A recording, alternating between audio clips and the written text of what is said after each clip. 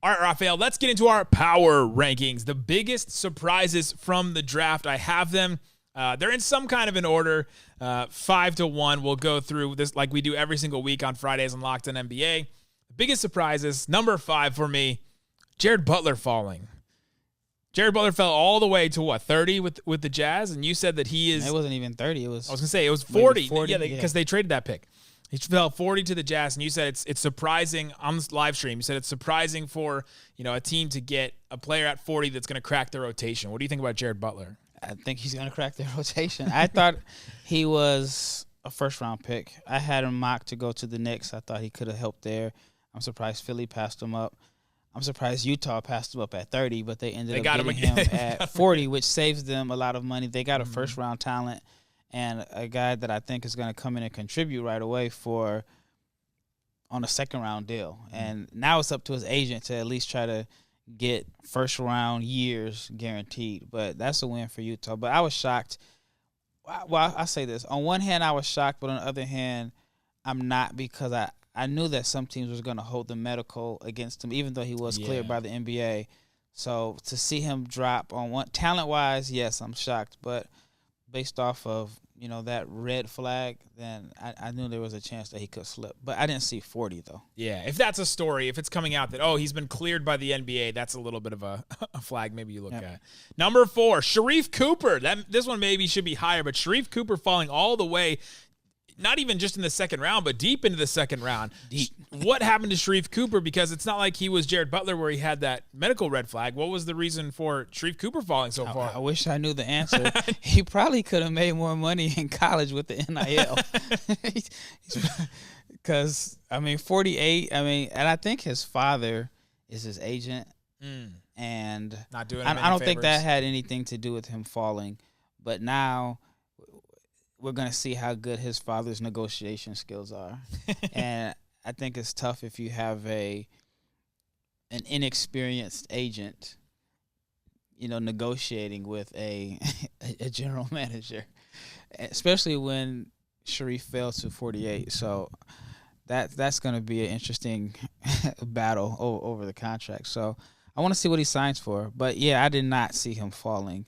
It's almost to the point where you're like, at that low, you may not want to get drafted. I was going to say, just go undrafted and then get a longer contract. And just pick the team that's a good fit for you.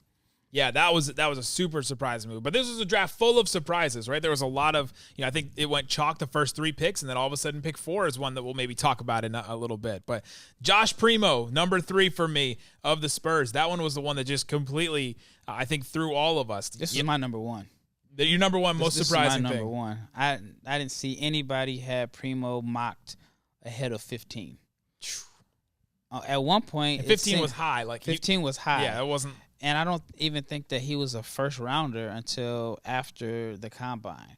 But, I spent a lot of times looking at mock drafts, and I saw him late first round at the earliest, a lot of early second rounds.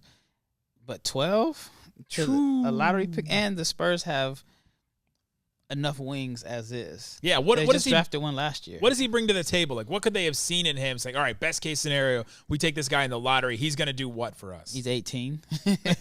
He's going to grow?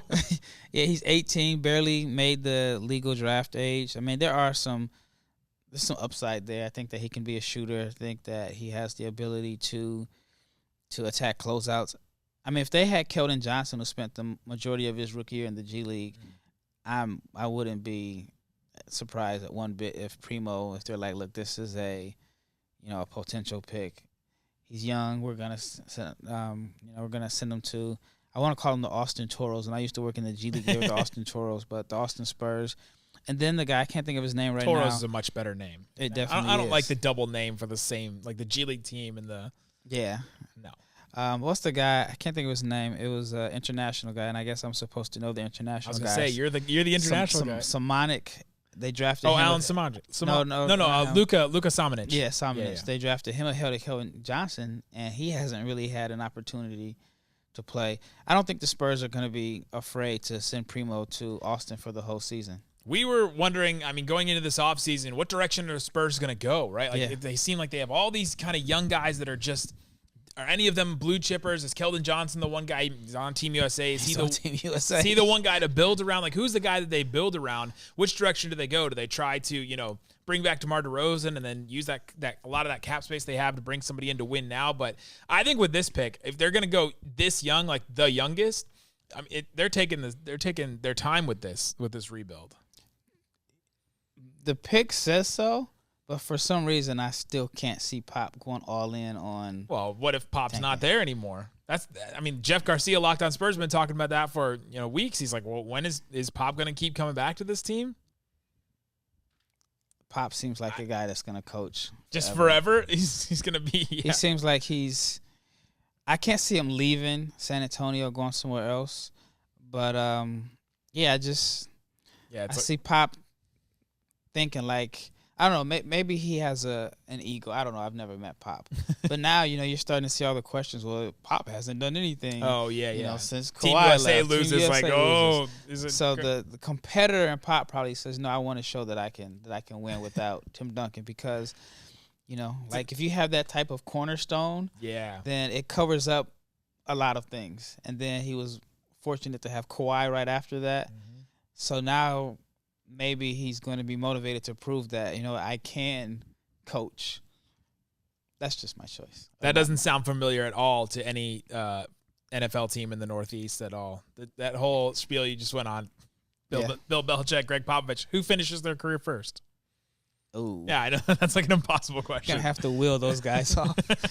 Number 2, my most surprising move, Josh Giddey to the OKC Thunder. This one, he was pretty high. I think Rylan Stiles, Locked On Thunder, was just shocked. I screenshotted a picture of him on the Zoom when he initially heard that it was Josh Giddey. I think I broke the news to him because I had Twitter up and he didn't. But nobody saw this coming. Josh Giddey, nobody had this. But people were talking about Josh Giddey as a guy that was rising, that people were really high on, that, this is a guy that you should watch in the draft. And why is he a guy that people are high on, and why did the Thunder take him this high? 6'8" and a phenomenal passer.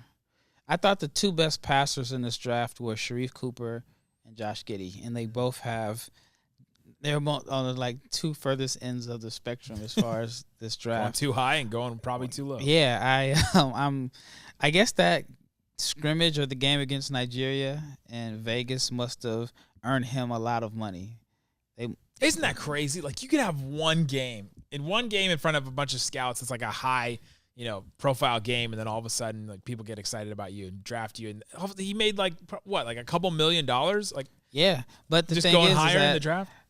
When you're young, it works. But when you're like Davion Mitchell, they say, "Oh, well, you just had a strong tournament run. Yeah. You weren't considered a lottery pick until this strong NCAA tournament." So it's like, if you're young, all you have to do is show a little bit of flash. It's like the less they see of you, the better it helps you. But that didn't work for Sharif Cooper because he only played half a season. So there's really no rhyme or reason. It's almost like you get like college basketball gets devalued now, right? Like, people look at college basketball and say, we've seen too many of these guys, these Frank Kaminsky's, these Tyler Hansboroughs come in and, dominate in college and then just not show, a whole lot in the NBA. So it gets devalued, But the same thing you can say about like the one and dones.